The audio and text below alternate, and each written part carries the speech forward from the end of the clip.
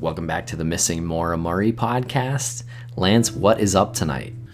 What is up indeed, right? I mean, we're coming back from CrimeCon 2017 in Indianapolis and feeling really, really, really good about this experience and about the progress that the Maura Murray case is heading. What an incredible time meeting everyone who attended, who came up and talked to us, saw our live show and our panel. It was just really surreal and really fun.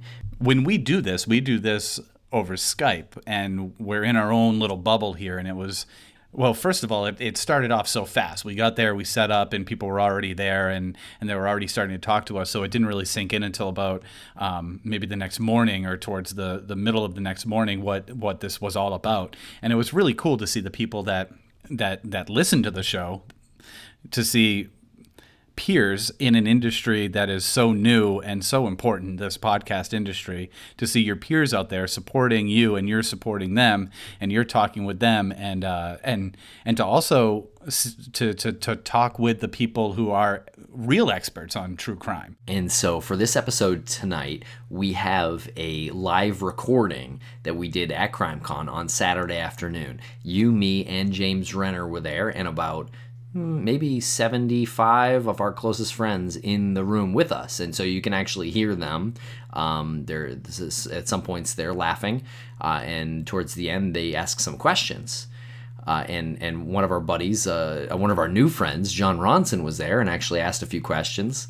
So that was really fun to interact with him on that level. I can't actually believe he was even there asking us questions. It was crazy, and I know, speaking for myself, and I don't know, maybe speaking a bit for you, but I think all of like the hecticness of getting to Indianapolis and getting to CrimeCon and setting up the table, and by the time we got to that live podcast, I think my brain and my body and everything was figuring out like how incredible this was, and I was scared as shit going on there and getting up to talk to these people, and I think that might have been the first thing I said, and I really don't remember what I said during that, but it was something else. It was something else to see someone like John Ronson raise his hand. Yeah, it was really cool to hear the questions and to look out of the audience and see the faces of our listeners. And we had just decided really what direction to go with this the night before, because we were doing a panel on Sunday morning and we had this live show and we had James Renner on both of them. So we just didn't want to be repetitive. So some of the things that you'll hear in this live episode: first, we talk briefly about the brand new Oxygen television show, which is about the Maura Murray case specifically, a 6-part TV show about Maura Murray. More info on that coming soon, and you'll hear a little bit more in this, but much more information about that coming soon. But the majority of the episode, we focus on our experience with trolls, actually, internet trolls.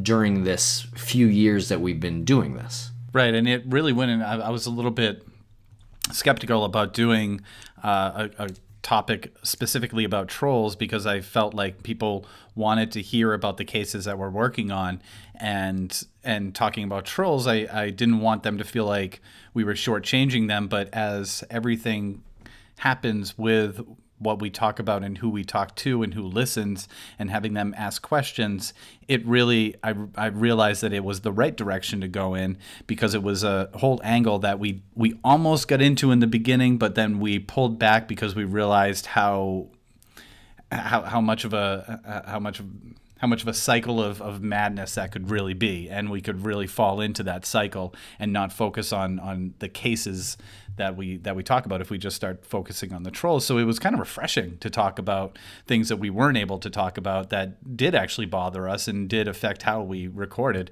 And it was a lot easier to do when you have the faces of your listeners looking at you and smiling and nodding and chuckling along with you, and then you realize it really wasn't that big of a deal saying it out loud right now. Yeah, it was almost therapeutic, I think, for us, and it was really just more about kind of telling stories, and I think we all have some pretty interesting ones about our experiences doing these, and how awkward and dark they can actually get, when you internalize what is happening. So some stories you may have heard before, but probably most of them you haven't. And I wanted to say before we go to the episode that the organizers of CrimeCon 2017 were awesome. The hotel, the JW Marriott in downtown Indianapolis, was awesome. And the people who attended, the listeners and our peers, our podcasting peers who attended, were awesome.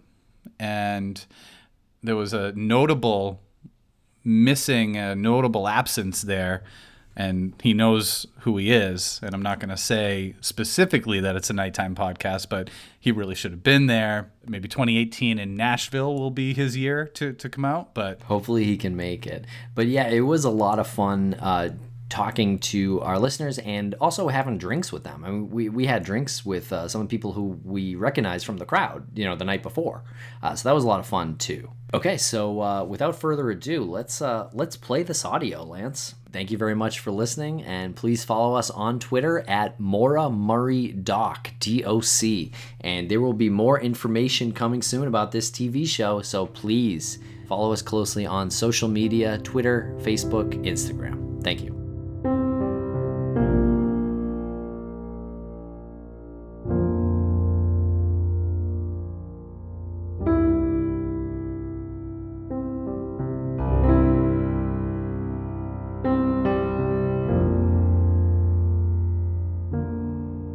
Lance, what are you looking forward to cooking with Blue Apron? Tim, I got to tell you, I looked over the menu and warm smoked trout and asparagus salad. Ooh. I know, with fingerling potatoes and garlic croutons really popped out at me. So that is something that you'll probably not hear the end of until the next Blue Apron recipe that I'm excited about. Did you know that Blue Apron was the #1 fresh ingredient and recipe delivery service in the country? That's very impressive because I've been reading into it, and that is a very big industry.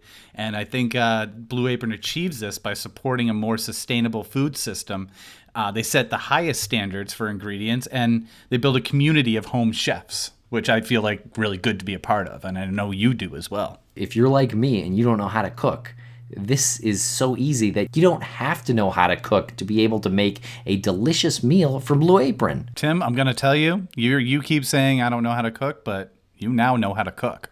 I guess you're right. Yep, and you know how to impact the community. It's crazy that you haven't even realized that you have learned how to cook and you're impacting the community. Blue Apron has established partnerships with over 150 local farms, fisheries, and ranchers all across the United States.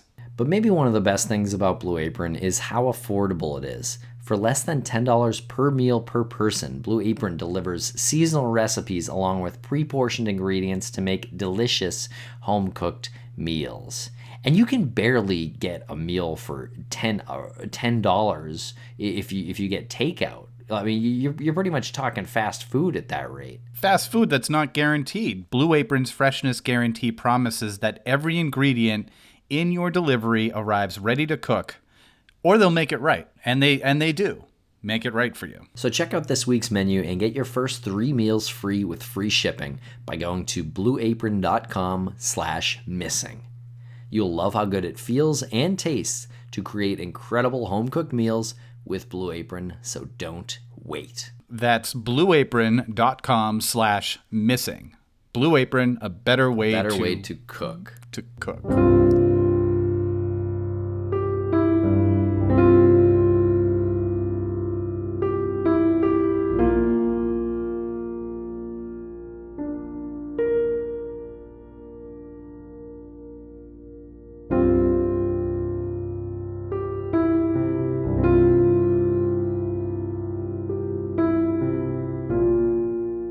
Thanks to everybody for joining us here today. We really appreciate you all taking the time out of your busy CrimeCon weekend to come hear us schmoes talk. How awesome is CrimeCon so far? Awesome. It's amazing, right? Yeah.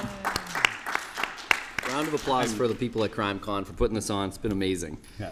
And a round of applause for you guys too. It's amazing to talk to all of you guys. And I'm not gonna lie, I'm terrified right now. We do this over Skype.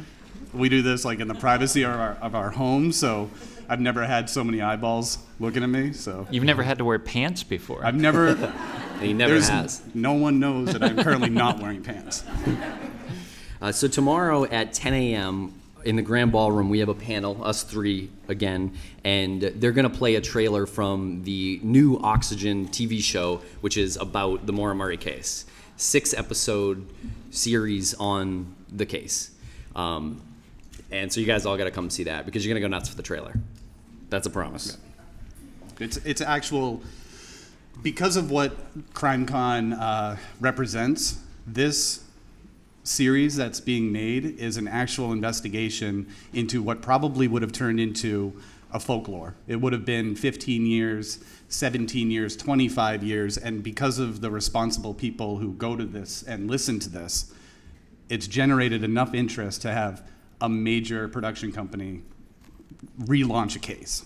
It's incredible. So I think it's gonna. I mean, not to jinx it, no pun intended. Downer. I think it's gonna be on par with Making a Murderer, and I think the production quality is much much better than what it is from what I've seen. Yeah. There's certainly going to be more information out about this case than ever before after this this TV show. And it's if it doesn't solve it, which we don't even know if it has or is going to, but if it doesn't, it's going to really clear the picture, I think, for everyone, and limit the possibilities of what happened to Maura Murray.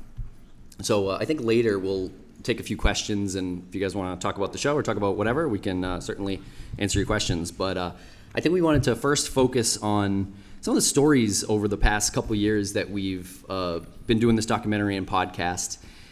We have James here, and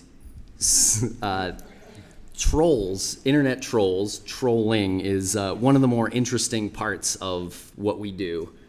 And it's something we've really never directly talked about and devoted an episode to. So I think that's kind of what we want to do here.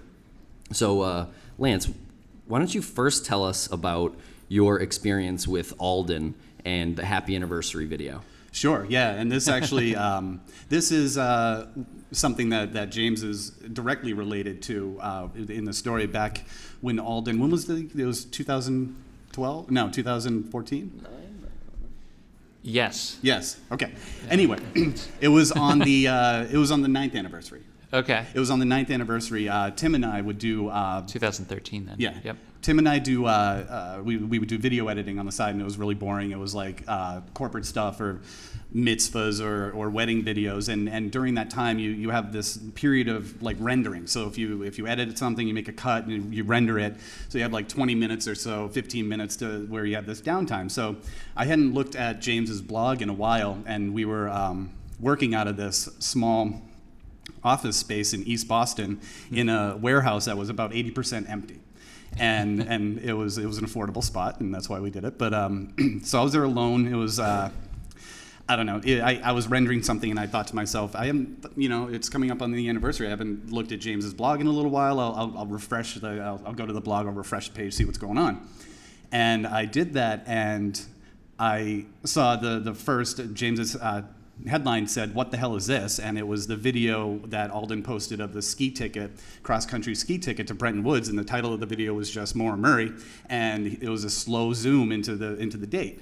I'm like, what is this? So I called James, first time I've ever talked to him, and I said, we have a conversation, and I remember him saying, this may confirm some suspicions about a certain individual that I've been looking into. And I was like, oh, crazy. Like, I'm all like jittery, and I'm, trying to edit, and I'm refreshing the YouTube page that Alden posted it on, and I'm refreshing, and I see the videos go from 1 uploaded to 2. And I was like, holy shit. He just posted another one. And I watch it, and if anybody's seen the Alden Olson Happy Anniversary video, if you haven't seen it, I'll give you the brief synopsis. It's a man in his mid-50s, slightly overweight, glasses, very unhinged looking from here up. Background is brick, kind of a red hue to it. And he is cackling, old person, crazy, cackling, laughing, and rocking back and forth. And there's this classical music going on behind it. And I am stone cold with fear because I'm positive he's at the door. I'm positive he's at my office door. The hair, you hear the stories like the hair on the back of your neck stands up. It literally happens when you get that. It is the single scariest thing I've ever seen in that particular isolated moment. And he's rocking back and forth. And all these thoughts are like, I'm watching the guy who kidnapped Maura Murray, and he's taunting us. And he suddenly stops laughing and winks at the camera, and it fades out, and it says happy anniversary. And I have my phone, and I'm calling James, and did you see the new video? And he's like, there's a new one? I said, yes, watch this. And I can hear him watching it. And it ends, and he goes, that was particularly disturbing. And then I said, and this is the part that James had a well of information on Maura Murray. And I said to him, is this the person that you were talking about when you said this might be somebody that you were looking into, a person that you were interested in? And he goes, I have no idea who this person is. And I was like, James Renner doesn't even know who this guy is. This is the guy. It turns out that Alden went on to make several dozen videos. So we ripped it. Oh, yeah. James is like, "Can you get this off of YouTube?" And I was like, "It's 75% done." It's so we Because just the fear was that this was the guy that did it. Yeah. And we needed to get this down and before he took it off YouTube, if he did. Yeah. And you got it right away. And Which of he course, did do. later that Yeah. night. Yep. Yeah. And he had named himself 112 Dirtbag, which is what Fred had called the person who took his daughter, some local dirtbag. She went missing on Route 112. So he was the first experience. I, not kidding, spent months analyzing his videos. Yeah. Analyzing the little drawings that he had. And he just got off on sprinkling these things out there and just watching what people would do. And that was my first experience with trolls. It escalated from there, though, where to the point where I logged on one night and there was a video that he had uploaded that was my 5-year-old son. And the first time I saw it, I thought, oh my God, is he filming? Was he filming from outside of my house? But then I realized that these were all stills manipulated through whatever editing software he was using, so they were zooming in and all this crazy stuff. And he had taken these photos from Facebook, and I had a very public Facebook profile at the time. And I always prided myself in that. I was when I investigated these true crimes and just to be very open, because the way I like to report is to be very open with my evidence and notes and everything. So why not be open with my personal life as well? And I've since changed that because of this. And he had 100 pictures of my 5-year-old son up there. So that began this long conversation with the prosecutor's office near UMass Amherst, where Maura went to school and where Alden works as a Walmart greeter. We tried to prosecute over this, and I was on a conference call with the prosecutor and the lead detective, and they told me they were not going to prosecute. And I said, well, what's it going to take? What if this guy... We did some investigation, by the way, and we found out Alden Olson had a criminal record for trying to murder a member of his own family. So if that's the way he treats family, who am I to him? So I said, what happens if this guy shows up at my doorstep with a shotgun? And there's a pause, and then the sheriff said, well, then we have a pretty good case. So that's as much as the law enforcement would do about online trolls. But he was, I'd like to say he was the worst, but I don't know if that's even true. No, Yeah. Alden Olson doesn't realize what he is. Yeah. The type of people that he influenced and that type of mentality, I don't believe they really know what they truly are. I think they think what they're doing is somehow noble, to throw chaos into what is, we have our Yeah. differences as far as the case and conclusions, but then there are the people that want to completely destroy it. And no matter what happens, I know no matter what conclusion this case comes to, I know both you and I will say, I don't care if I was right or not. I don't Right. care. It's done. That's true. There's something Yeah. happened. It's done. That would be And- wonderful. Yeah. I And would be I really don't, upset if I was wrong, though. You would be. Tim throws things. Yeah. I'll throw stuff at you guys right and now. hits me. James, how many hours did you spend trying to crack Alden's codes? I have way too many. I became obsessed with it for a time because it felt like the Riddler, and I was Batman, and I was going to figure it out, and this. I think I was more like Batman, though.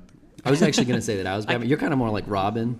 I'll take. I was more like the George Clooney Batman that nobody watched. You're more like the Keaton, the Michael Keaton Batman. I'll take that. Okay, go on. And cross off Batman. And he really was like the Riddler because he would put these YouTube videos up there and they would have these visuals that would be like a lightning bolt and then numbers, and you had to figure out like what the numbers matched to and if it was a road, and these names that he would put on these videos and how they related, and whether they would lead you to where Moore was being held captive. I mean, it was crazy. We would get emails that had it would be something that he drew, which was a face, and then it would be a comparison to an area of land up in New Hampshire, and if you looked at them, it looked like the eyes are here, and that's a lake, and then the eye here is this other lake, and then the weird like lightning bolt or something, and the crooked smile looks like the road, and you'd sit there and look at it, and then you just kind of know that he just did it so that you would waste so much time. He insinuated himself in my life in various creepy ways too. There was an incident that I talk about in True Crime Addict where it's a long story, but my sister was being stalked, and I went to the courthouse to help her with this problem, and we went in front of the judge, and the judge basically said, are you her lawyer? And I'm like, no. He's like, then get out of my courtroom. And I started talking back and explaining how my sister was in danger, and he said, if you say one more thing, I'm going to find you in contempt. And of course, I said one more thing. So I ended up in jail for 5 days over contempt of court because I called the judge a drunk, which he was. So I get out of jail, and I'm at that time I'm teaching English Comp and Fiction Appreciation at the University of Akron and Kent State, and he got my police record and sent it to my bosses at both places to try and get me fired. It has nothing to do with the Moore case, has nothing to do with anything. It didn't work, but it was an awkward conversation with the dean. So, and it's something. I mean, I've run into trolls in other cases, but nothing to the degree of the Moore and Murray case. Something about this case brings them out. Have any of you, I want to ask to the audience now, have any of you guys tried to figure out what any of Alden's videos mean? No? Some nodding heads. Okay. They're not going to raise their hands.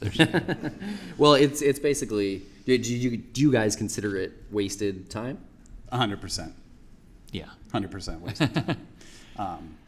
And then, and that was the beginning of the trolls. I mean, you dealt with one when you guys were in New Hampshire, and like you hear things like somebody sent me a picture of a penny, and I had to run away from New Hampshire, which sounds ridiculous, but it's scary when you're in it. You got to explain the penny thing. Yeah. So once upon a time, there was a set of coordinates that were sent to James that said, stop looking. Oh, yeah, stop looking. And it was coordinates. So we figured out where the coordinates were. It's like, we have to go find this. We have to go find out what they're talking about, what's there. And it's about a 3.5-4 hour hike up one of these mountains, Desolation Trail. It's Desolation Trail, yeah, right? Because of course it's Desolation Trail. Right. It couldn't be like Happy Sunny Trail. It was like, you're going to die trail. So it took a while. We kind of forgot about it because you got the email and it was out of season. The hiking season in the White Mountains is not limited, but in order to coordinate a bunch of people to go do this and then figure out that you have to, it's a 4 hour hike in, 4 hour hike back. You're going to be looking around, and then you start thinking that's going to be a full day. I might have to camp there. So anyway, we decided we're gonna go do it. Tim and I, a friend of mine who was very familiar with the White Mountains, he's a hiker and a tracker, and he knows the area. I convinced him to come with us. He had a GPS thing, and we were ready to go. And we stayed at a motel up there. And well, let me back up because we booked a hotel. We booked hotel rooms in Lincoln, New Hampshire, for the trip. And we started thinking people were potentially monitoring our emails because of this. Before we even left for Lincoln, we got this penny tweeted to us deep in the trenches of hashtag Maura Murray. It's a 1982 heads up penny with obviously Abraham Lincoln is on the penny. So we were like, well, that's weird. We just booked a room in Lincoln and now someone's sending us a cryptic message with Abraham Lincoln's face on it. And Maura was born in 1982. Yes. And I know how this sounds. It sounds like they're crazy, but people have literally hacked into our emails. At least they've hacked into mine, and you've. Oh, I'm they've tried to hack into yours. I'm positive. They may have at that point. Yeah. Seems like it. Yeah. And we were also simultaneously getting emails from a troll named Miles Wainwright. And I don't even want to tell you how much time I wasted looking up the meaning of the name Miles Wainwright. And he sent us a link to the Echo and the Bunnymen's Killing Time music video, and was talking about the moon and the moonlight that, the night she went missing. And right. So we were going back and forth with him kind of on email, not really engaging. No, I was engaging. I was really curious. I asked him what he knew. I said, what makes you think you know what happened to Maura Murray? He said, I never said I know what happened to Maura Murray. Yeah. So we meet up with the hiker up there. We get our room, and did anything happen before the email that made us leave? I think the phone call, right? Oh, the phone call was next morning. So we were also hanging out with a medium that night who may or may not be a real medium. I'm not really sure. We're there at the crash site at night, hanging out with a medium who's telling us that Maura's talking to him, and it just puts you in a creepy mood or a creeped out mood.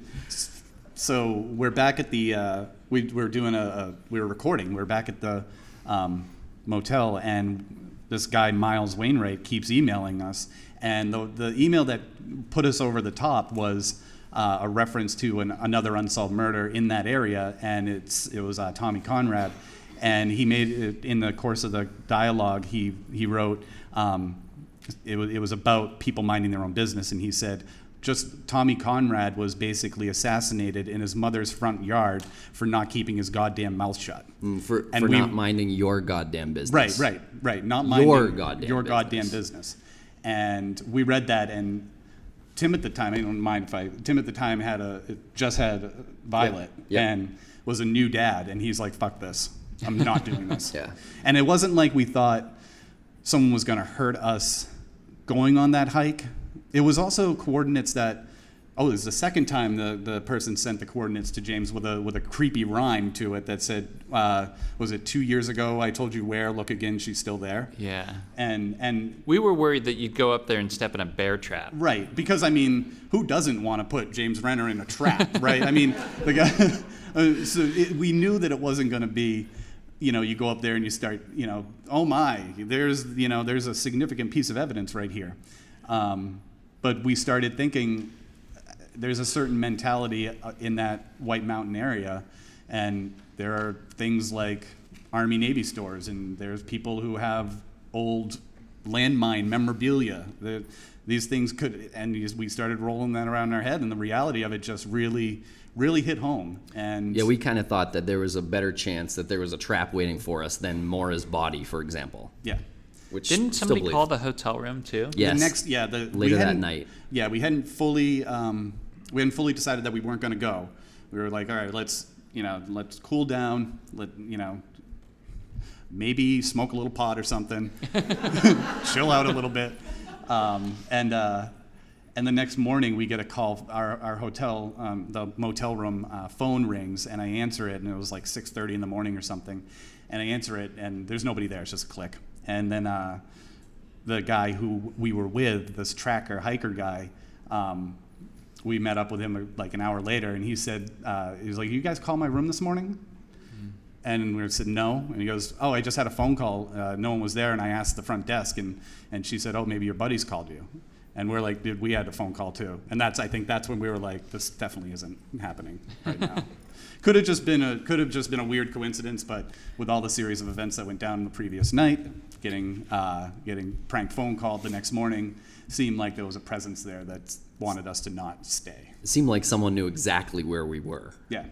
And there was no deadbolt on the hotel door, which was a little nerve-wracking. And we really didn't have weapons. Like, we're not gunmen. We don't carry guns. We had a knife, like very dull. The Swiss Army knife. Yeah, it's not really going to do much. I'd like fingernail clippers. So we were in trouble if someone actually really was going to approach us. The craziest, I don't know if it's the craziest thing, but right around the time that the book came out, somebody was deliberately trying to hack into all my social media accounts and my personal email, and they actually managed to do it. But I was able to fix it pretty quickly. They sent me a link. This is the lengths that they went to. They sent me a link, an email from it looked as though it was from my editor at FS&G, and it was through her email account. So they made it look like it was coming from, which I have, and I know it's her when the email comes in, and it was signed by Sarah, and it said, hey, have you seen the latest draft? Now, I should have known then that something was up because there was no draft for me to look. We weren't working on a book at the time, but this is from my editor. She's saying draft. I'm like, so I click on it, and it says to access the server, you have to type in your password. And so I type in my email password, and it goes in, and as soon as I hit return, I'm like, God damn it. So, I call this guy, a friend of mine that works in IT security, and he walked me through the steps I had to take to fix it. But they, if they were quick about it, they would have been able to get into my email very quickly. And, I don't know. So, there are people that, you get your normal trolls that'll just send you threatening emails or, just call you a jerk or whatever.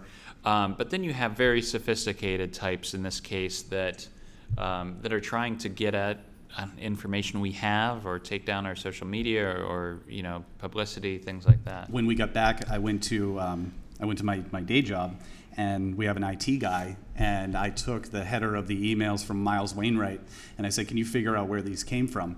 And I didn't show him the emails. He just needed the header information. And he came back to me a little while later, and he was like, oh yeah, don't worry about that. That's just a bot. And I said, no. I've talked to this person. Like, he answers questions. And he's like, seriously? I said, yeah. And he said, it's like, this is buried where this is. He was impressed at the lengths that this person went to bury the information that would lead to the identity. And wasn't there a message encrypted in there that we still to this day don't even we never deciphered? Yeah. Yes, there was. I can't remember. But yeah, it's and even to this day, people still screw around with us. Someone randomly emailed us, and she's a hiker, and she had never heard about the case, went to the White Mountains, went to the mountain that the coordinates were on, and said, hey, I found these ribbons that say Moore Murray, and they were tied to a tree, R.I.P. Moore Murray, and I was hiking Desolation Trail. And, I looked into it, and my roommate was like, you got to talk to these guys who do this thing.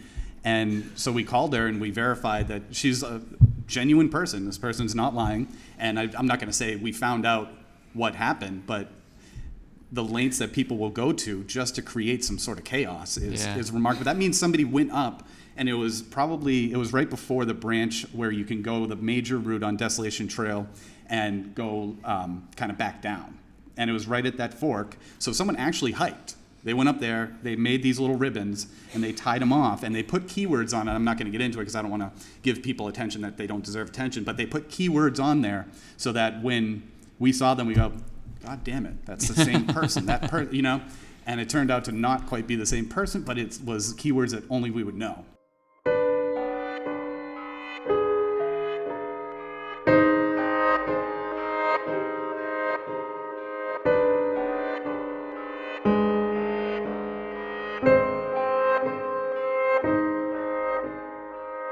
Lance, what do you think of MHZ Choice? Well, you know me and my British drama love. I love a British drama, especially if you have this detective who's grizzled and probably an alcoholic, probably in a bad marriage, falling apart. And the one thing that he can hold on to is his incredible intuition and his doggedness when he's pursuing a case. So you know that's my weak spot. Why? Why do you ask? MHZ Choice, they feature European mysteries, dramas, and comedies, streamed right to your computer, TV, or favorite device. That's cool. Can I get an award-winning true crime series like Almost Perfect Crimes and The Godless, plus acclaimed crime dramas like In the Face of Crime, Raid, and Spiral, which has been described as a darker and more twisted version of The Wire. And you can binge all 5 seasons on MHZ Choice. Do they have anything with Agatha Christie? They got my boy Andy Garcia in an Agatha Christie show. In addition to Agatha Christie stories, they have Donna Leon and Camilla Lackberg. Yeah, and new content is added each week, so you'll always have something new to watch, all with English subtitles, just in case. Is there anything that you've been watching? Oh, well, the Sandy Garcia show. Oh yeah, hashtag Andy Garcia. That is, as you said, your boy. Andy Garcia in Agatha Christie's Family Murder Party. It's just my favorite. I love an Agatha Christie show, and I love Andy Garcia. So you'll get that. You'll get Andy Garcia, Agatha Christie, plus the entire MHZ Choice library. I hear this includes over 2,500 hours of binge-worthy TV. It's got to be $20 a month, right? It's $7.99 a month. And even better, you can try MHZ Choice free for 30 days. And after that, you'll save 50% on your first month. So you're telling me it's under $8. It's 1 cent under $8, and you can try it for free for 30 days. And then after that, you'll save 50% on your first month. So I don't know exactly what $7.99 divided by 2 is, but that's what you'll be paying. That is what I'm telling you, but you have to go to MHZChoice/missing and use the code MISSING at checkout. That's MHZchoice.com/missing. And we thank them for sponsoring this podcast. And remember, when you support our sponsors, you're supporting this podcast.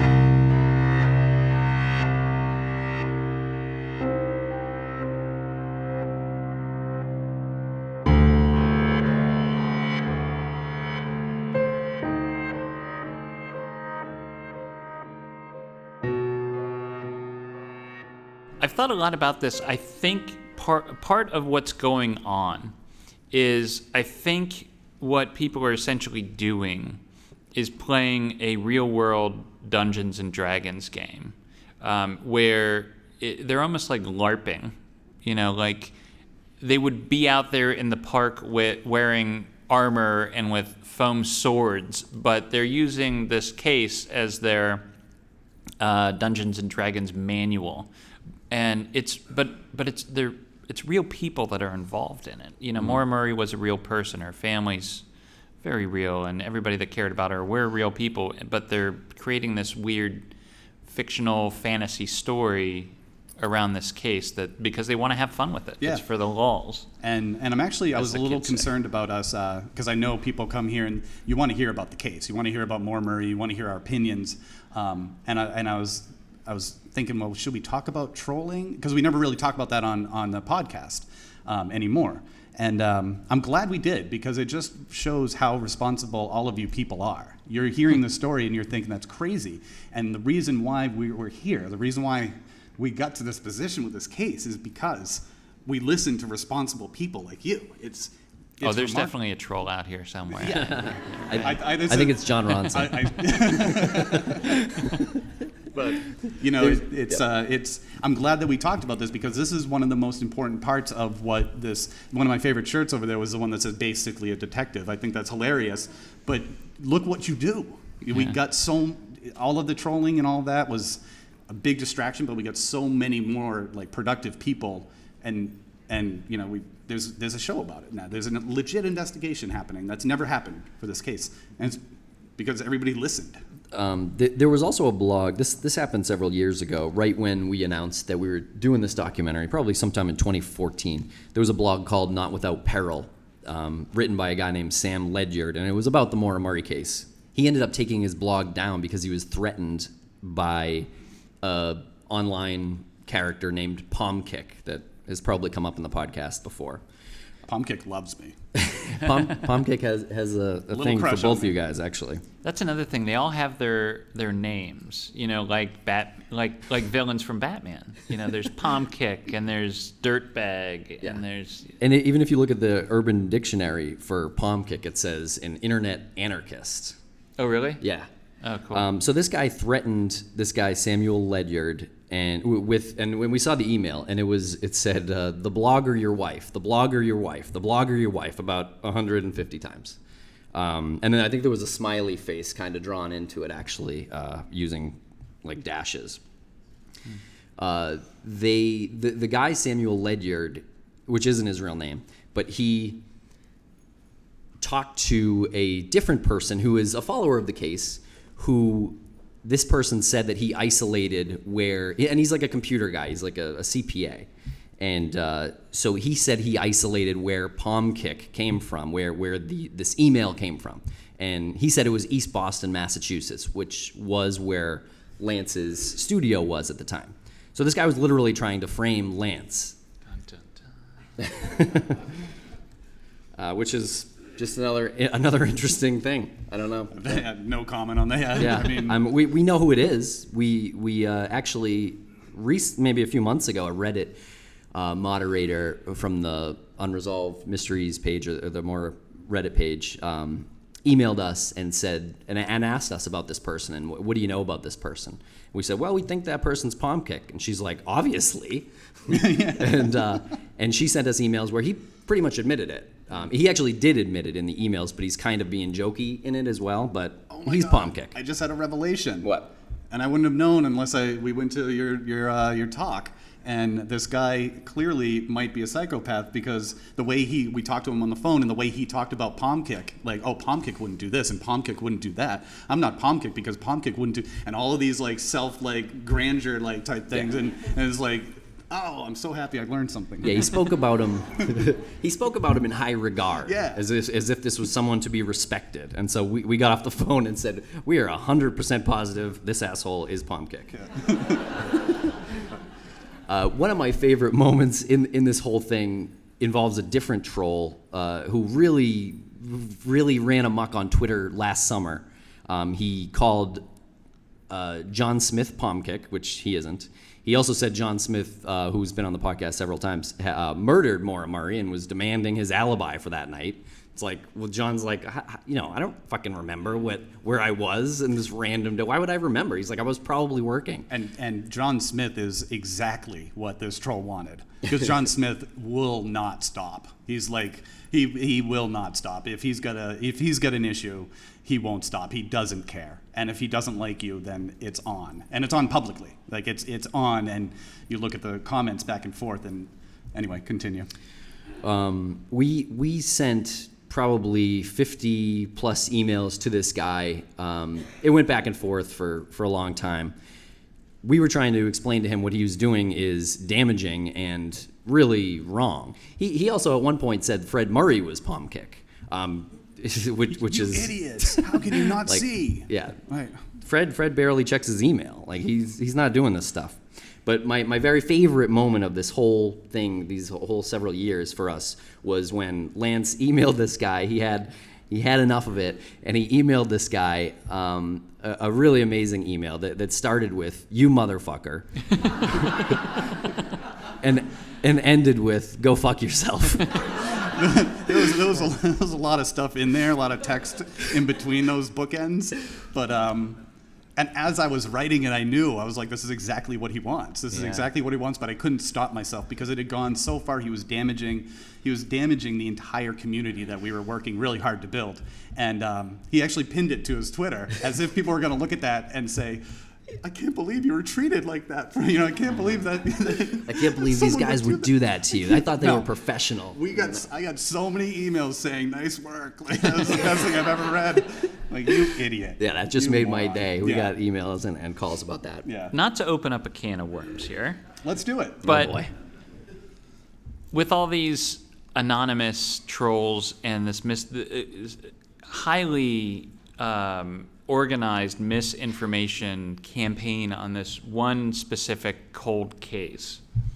It gave me some chills when I finally learned that after West Point, Bill Rausch, who was Maura's boyfriend at the time, was involved for a couple years. He worked for this group in the military whose job it was to spread misinformation to the media. To use, he worked specifically with newspapers in Iraq and Afghanistan, I believe, or maybe just Iraq, where they would feed fake news stories into the Iraq papers, and then the AP would pick it up, and as if it were true news. So, he and his friends, highly trained and skilled in this sort of thing. I don't know if it was anything to do with him. I don't know if it has anything to do with friends, and they never even told Bill that this was what they were doing, or if it has nothing to do with anything. But it's always been a weird coincidence to me.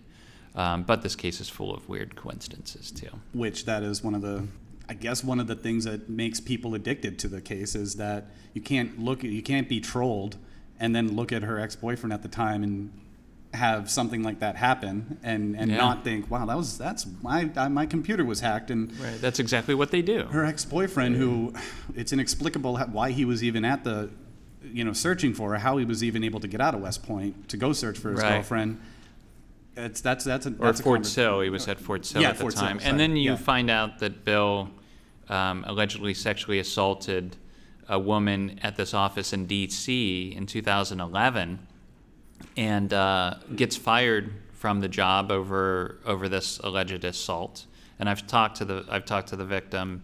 I've talked to the women who worked with him, and they swear that he has a split personality, that he's one person when there's a man in the room, and a totally different person if there's no man in the room.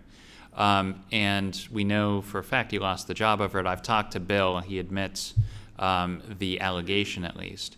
So that, to me, changed the whole way I looked at the case and what Maura was up to. I think at one point, I didn't think, the worst thing I've ever done in the course of the investigation in this case is suggest that Maura Murray was a sociopath.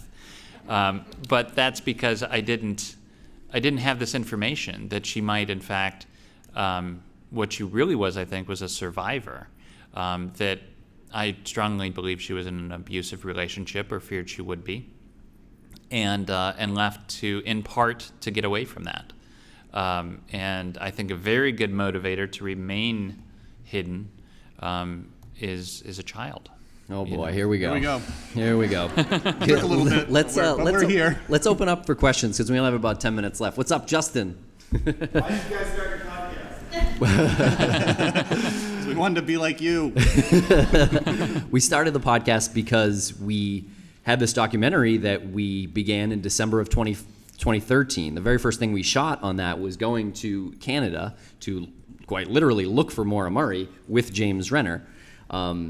We were detained at the border too. We were for a brief amount of time. They're like, "Are you guys up to something?" We're like, "No, we're just going to go up there and look at churches." Whose idea that was? That was my idea. And so they go into the vehicle, and there's all these missing posters of Maura Murray, and they're like, "Okay, you guys got to go in the back room." Yeah. Guy comes in with his cute little French accent, and he's like, "Who is Maura Murray?" And we're like, "Who is Maura Murray to you?" Yeah.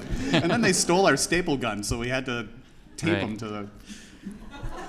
Yeah. So we went out to staple, and James was like, "Where's the staple gun?" They stole our staple gun.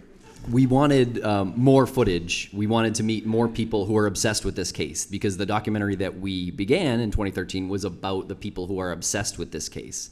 So it's actually really it's not the easiest thing to do to just say, "Hey, I'm making a documentary. You want to talk about this? You're obsessed with this case. You want to talk about this?" Yeah, you're a weirdo. Didn't really get us anywhere. Talk about how weird you are. So we decided to start the podcast to further the documentary, and it really worked. It introduced us to very many more people. Some of them are in this audience right now. Aurelia has been on the show. Justin's been on the show. Aaron back there has been on the show as well. Are you going to show footage tomorrow? No, we are not showing footage of our documentary. We didn't want to Take away from the. Yeah, we didn't want to minimize the oxygen show. Right. No, just kidding. No, actually, quite the opposite. We didn't want it. Yeah. Speaking of that, I think if I was you, I'd be feeling a little nervous and jealous of the oxygen show, given that you've been doing this for so many years. But you don't seem jealous of it. No, The question from John Ronson was, are we nervous or jealous that the oxygen show is happening? And no, absolutely not. The oxygen show gave this case such a better chance to be solved than what we ever could have done. And we knew that from the beginning. We had trust in the production company and the direction they were going, and oxygen. Yeah, just their entire process. When we first learned that they were going to do this, we had a lot of conversations outside of conversations with the production company, and we'd raise our concerns and we'd write them down. And then when we talked to the production company again, we'd bring the concerns up, and then they would say no, and they'd tell us why. And just the entire process was, they gave us so a sense of real something real is going to happen with the case, and they included us in it. And we were able to contribute And our information and the work that we've done so far, and that was really cool of them. So they can coexist. yeah, It's cool. and also it actually allowed us to focus more on the original intention of our documentary, which is about the people who are obsessed with this case. Which turned out to be us. Yeah, in the process I don't of want to give away making the it. end, but Yeah. You guys are probably publicly acknowledge the foremost authorities on this case, and I know that your opinions of what happened in Laura has changed over the evolution of the case. Where do you guys stand today as far as what happened in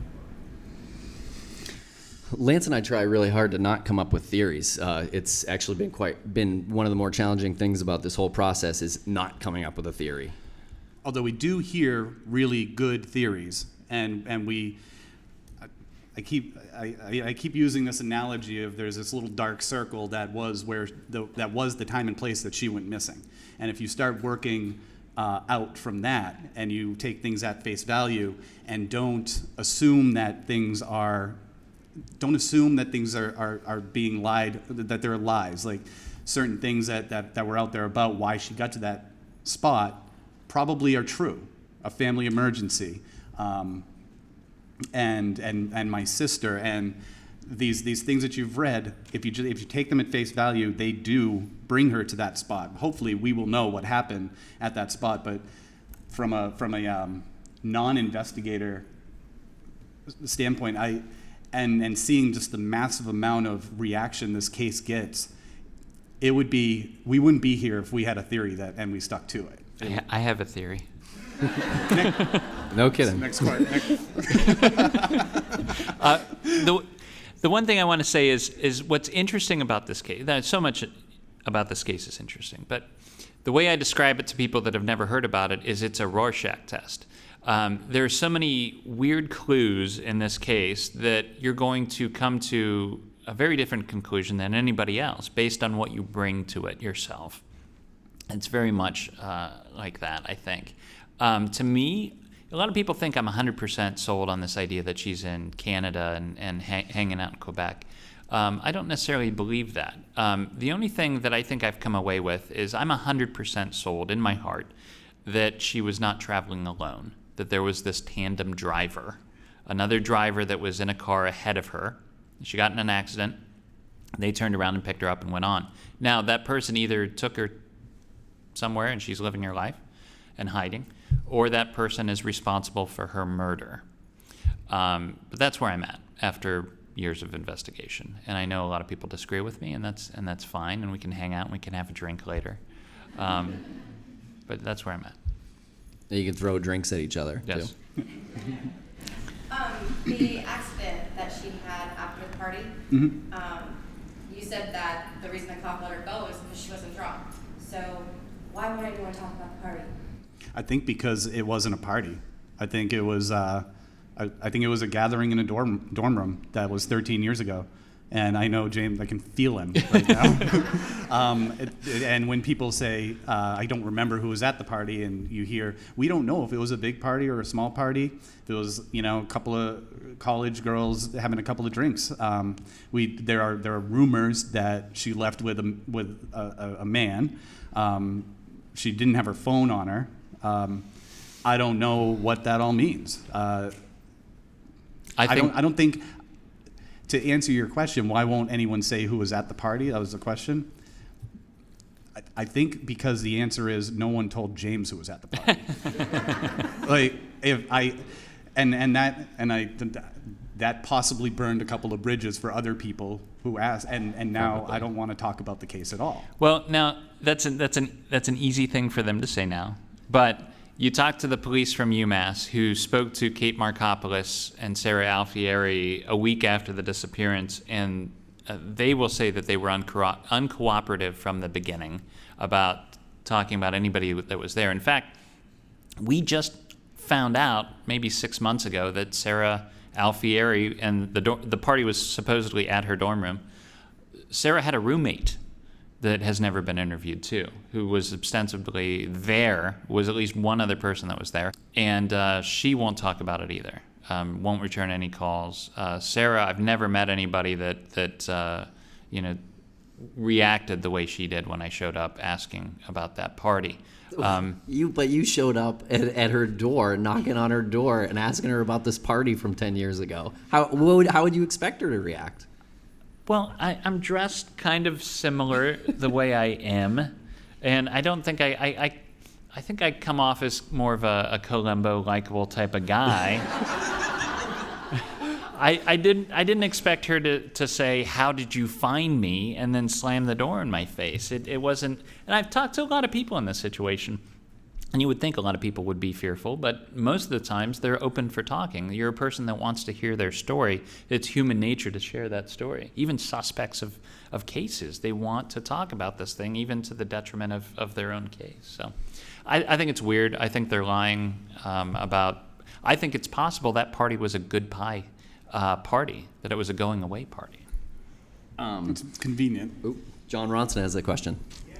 Yeah, you may have answered this and I missed it, but why did you just turn up at her house instead of, emailing her? Well, I tried the email and calling. She never responded, and she actually kept her address kind of hidden. It wasn't easily. I have a friend who's a private investigator who found her address. So, but it still strikes you as strange that after she didn't respond to your emails, hit her address, that she would have said, "How did you find me?" and shut the door in your face like that. In hindsight, That's so a weird. It's a she's weird thing to said do. that. You drove several states to get there. well, I made it. It was it wasn't just that I went out there just to talk to her. I mean, I popped in on Julie Murray too. And she was Did she react in a similar way? Yes, but she was much nicer about it. She was, we did talk for a couple minutes, and that was one trip where I got to the point in my reporting where, okay, these people haven't gotten back to me. I need to give them the opportunity to respond, and so I need to try to make contact there. So it was part of that wrap up tour, and I stopped in on a couple friends of Maura's. They were decent. They didn't come to the door, but they sent their husbands, and one of them sent me a nice email afterwards. So, Okay, maybe one more question. I think we're almost out of time. Maybe two more questions. Okay, two more. So given the fact that you have had this trolling, like the stuff with your kid, what is it that makes you keep doing this? Is it Maura? Is it because it's a challenge? Is it because you just love it? Like, what makes you fight the trolls and keep going? I think because I scored high on the psychopath test.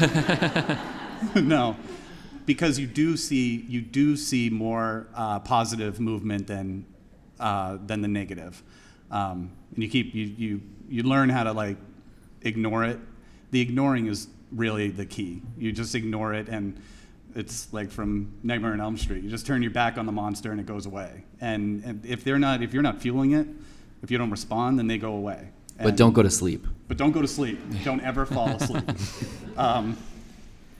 But yeah, and then you end up, once you've been through that, and anybody who listens to the podcast, you see that there's a journey that Tim and I went on, and you kind of have to go on that journey, and that was part of the journey. And we wouldn't have appreciated all of the important information that we gathered if we didn't have to go through that and see both sides.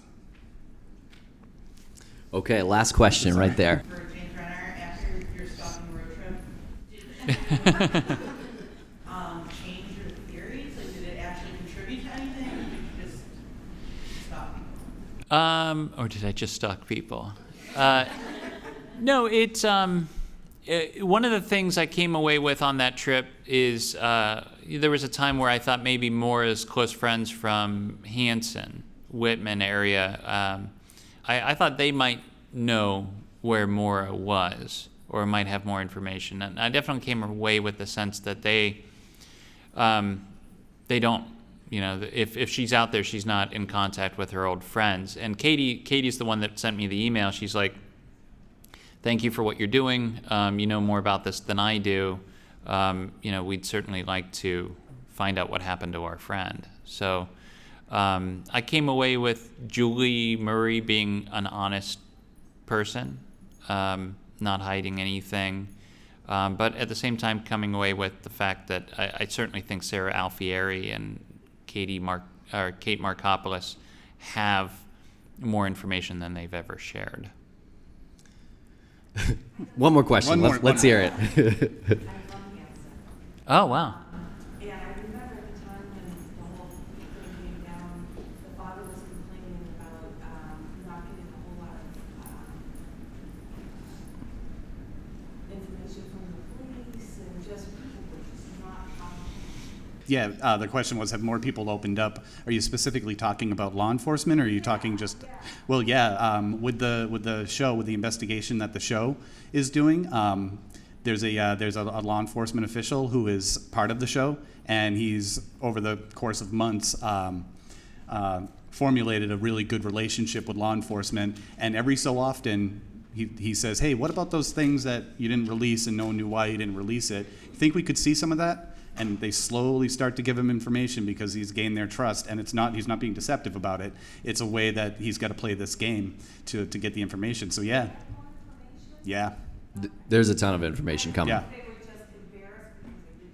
No, they actually, that's kind of a misconception. They did the best investigation that they could based on the information and the situation at the time. For sure. At the time, they thought that she was going to show up at the Cottage Hospital, and it was a